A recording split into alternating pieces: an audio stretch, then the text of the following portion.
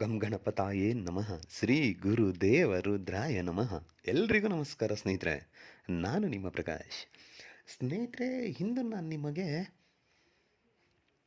ಶತ್ರುನಾಶದ ಬಗ್ಗೆ ತಿಳಿಸ್ಕೊಡ್ತೀನಿ. ಅದಕ್ಕೂ ಮುಂಚೆ ನನ್ನ ಚಾನಲ್ನ ಸಬ್ಸ್ಕ್ರೈಬ್ ಮಾಡಿಲ್ಲ ಅಂದರೆ ಸಬ್ಸ್ಕ್ರೈಬ್ ಮಾಡಿ, ಲೈಕ್ ಮಾಡಿ, ಶೇರ್ ಮಾಡಿ, ಹಾಗೆ ಬೆಲ್ ಐಕಾನ್ ಬಟನ್ ಪ್ರೆಸ್ ಮಾಡೋದನ್ನ ಮರಿಬೇಡಿ. ಏಕೆ ಅಂದರೆ ಮುಂದೆ ನಾನು ಏನು ವೀಡಿಯೋಸ್ ಬಿಡ್ತೀನಿ ಅದೆಲ್ಲರಿಗಿಂತ ಮುಂಚೆ ನಿಮಗೆ ಬಂದು ಸೇರುತ್ತೆ. ಸ್ನೇಹಿತರೆ, ಬನ್ನಿ ಇದರ ವಿಧಾನ ತಿಳ್ಕೋಣ. ಸ್ನೇಹಿತರೆ, ಮೊದಲಿಗೆ ಈ ಕ್ರಿಯೆ ಮಾಡಬೇಕು ಅಂದರೆ ನಿಮ್ಮ ಹತ್ರ ಅವರ ಫೋಟೋ ಬೇಕು ಸ್ನೇಹಿತರೆ. ಮತ್ತು ಒಂದು ಕೆಂಪು ಬಟ್ಟೆ ಬೇಕು. ಕೆಂಪು ಬಟ್ಟೆ ಇಲ್ಲ ಕಪ್ಪು ಬಟ್ಟೆ, ಎರಡರಲ್ಲಿ ಯಾವ್ದು ಬೇಕಿದ್ರೂ ನಡೆಯುತ್ತೆ, ಎರಡೂ ಶ್ರೇಷ್ಠ ಇದೆ. ಮತ್ತು ಒಂದು ಚಿಕ್ಕ ಕುಡಿಕೆ ಬೇಕಾಗುತ್ತೆ, ಕುಳ್ಳೆ ಅಂತಾರೆ, ಕುಡಿಕೆ, ಚಿಕ್ಕದೊಂದು ಕುಡಿಕೆ ಬೇಕಾಗುತ್ತೆ. ಮತ್ತು 7 ಕರಿಮೆಣಸು ಬೇಕಾಗುತ್ತೆ. ಮತ್ತು ಸ್ವಲ್ಪ ಸ್ಮಶಾನದ ಬೂದಿ ಬೇಕಾಗುತ್ತೆ, ಅಂದರೆ ಎಣ ಸುಟ್ಟಿರೋ ಬೂದಿ ಬೇಕಾಗುತ್ತೆ. ಇಷ್ಟು ನೀವು ತಂದಿಟ್ಕೊಂಡ್ರೆ ಶನಿವಾರದ ದಿನ ಬೆಳಿಗ್ಗೆಯಿಂದ ಸಂಜೆ ಒಳಗಡೆ ಯಾವಾಗ ಬೇಕಿದ್ರೂ ಈ ಕ್ರಿಯೆ ಮಾಡಿ. ಅಂದು ಕೆಳಗಡೆ ಕಪ್ಪು ಬಟ್ಟೆ ಹಾಕೊಳ್ಬೇಕು ಸ್ನೇಹಿತರೆ. ಬೇಕಾದ್ರೆ ನೀವು ಕಪ್ಪು ಬಟ್ಟೆ ಇದ್ರೆ ನಿಮಗೂ ಹಾಕೊಳ್ಳಿ. ಹಾಕೊಂಡು ದಕ್ಷಿಣ ದಿಕ್ಕಿಗೆ ಮುಖ ಮಾಡಿ ಕುಳಿತುಕೊಂಡು ಮೊದಲಿಗೆ ಆ ಕುಡಿಕೆನ ಗಂಗಾ ಜಲದಲ್ಲಿ ತೊಳೆದು ಬಿಡಿ. ಗೋಮೂತ್ರ ಇದ್ದರೆ ಸ್ವಲ್ಪ ಹಾಕಿ, ಇಲ್ಲ ಅಂದರೆ ಬೇಡಿ, ಗಂಗಾ ಜಲ ತೊಳೆದರೆ ಸಾಕು. ಆದಮೇಲೆ ಮೊದಲಿಗೆ ಏನು ಮಾಡಿ, ಅವರ ಫೋಟೋವನ್ನು ಅದರ ಒಳಗಡೆ ಹಾಕಿ.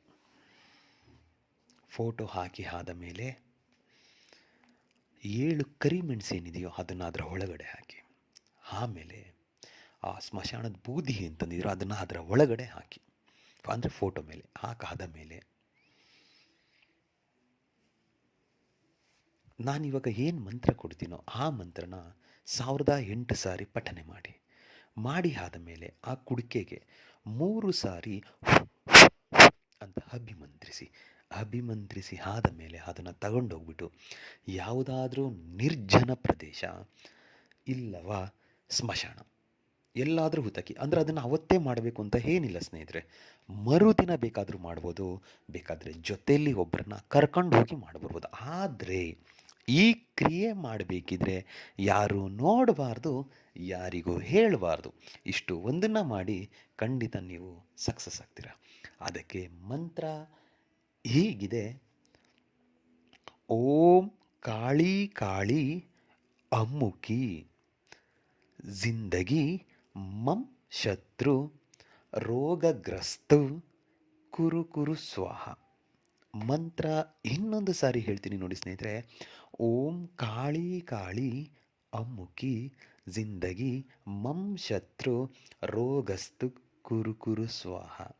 ಅಮ್ಮುಕಿ ಅನ್ನೋ ಜಾಗದಲ್ಲಿ ಅವರ ಹೆಸರನ್ನು ತಗೊಳ್ತಾ ಮಂತ್ರ ಉಚ್ಚಾರಣೆ ಮಾಡಿ ಇದನ್ನು ಮಾಡಿ ಖಂಡಿತ ನಿಮಗೆ ಒಳ್ಳೆಯದಾಗುತ್ತೆ.